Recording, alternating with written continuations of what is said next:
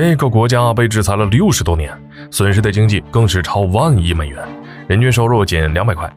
就连我们早已淘汰的3G 网，他们在2018年才开始普及。然而，他却能享受免费教育和医疗，识字率高达99%，医疗水平更是世界一流，和混乱的拉美国家相比，简直就是清流。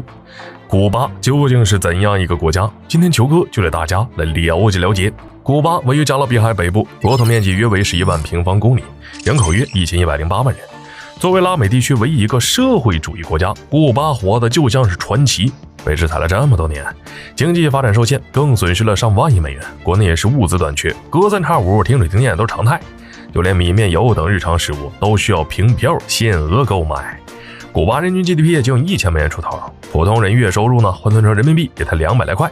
但就是这么艰苦的生活，他们依然保持着乐观豁达的心态。如果来到古巴，首先吸引你的就是热情的伦巴女郎。无论是白人姑娘还是黑珍珠，惊心动魄的曲线和火辣的妩媚都让人眼前一亮。当然，不仅是加勒比美女，古巴的景色风光也足够吸引人。曾经美国人的后花园，如今最有名的旅游胜地巴拉德罗，甚至被称为是古巴最美丽的妻子。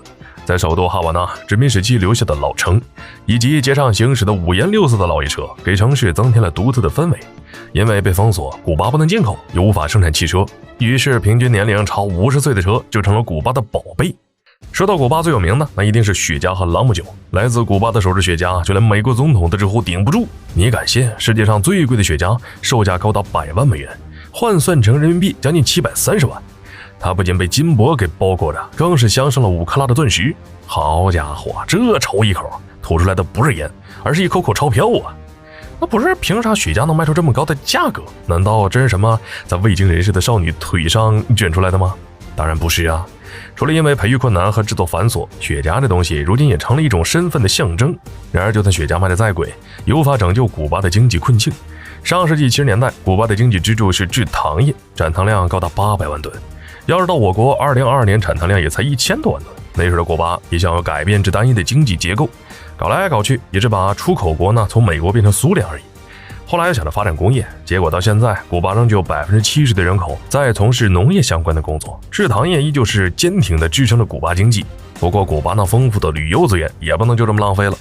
不管是旧城老爷车、热情的伦巴女郎，还是迷人的海滩，无一不在吸引着全国各地的游客。就连大作家海明威都把古巴当作堪比家的存在。周杰伦的新歌也曾到古巴首都哈瓦那取景，凭借这一优势，古巴也开始在旅游业上发力，年收入直接增长到每年上百万美元，平均一年接收的游客更是能轻轻松松就突破500万人次。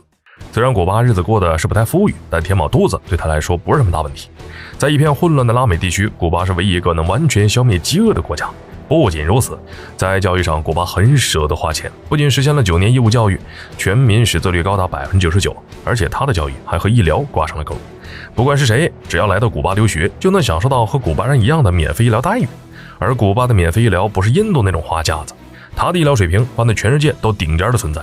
世界第一支肺癌疫苗就是古巴研制出来的，每年古巴都会投入大量的资金在医疗建设上，因此在古巴看病呢基本不花钱，而且很多疾病直接就能在社区诊所里解决。有数据统计，古巴是全世界人均医生数量最多的国家，而且诊所直接设在社区里，医生的家呢就在诊所的楼上，看病相当便利。也正因如此，古巴是世界上最长寿的国家之一，平均寿命为79.5岁。虽然是个发展中国家，但平均寿命却能比肩很多发达国家。古巴是个很适合养老的国家，生活节奏很慢，不过也确实是，毕竟所有的大事情都有国家解决，他们甚至不用因为毕业了为就业而烦恼，因为国家会帮他们分配工作。另外，古巴对中国也十分友好，一直都承认一个中国原则。前几天还遣返了所谓的台湾护照游客。对于这么一个国家，各位烟族有兴趣去那儿旅游，感受当地的人文气息吗？好了，本期视频到这儿就结束了。麻烦各位看官用你发财的小手给来个点赞关注呗，咱们下期再见。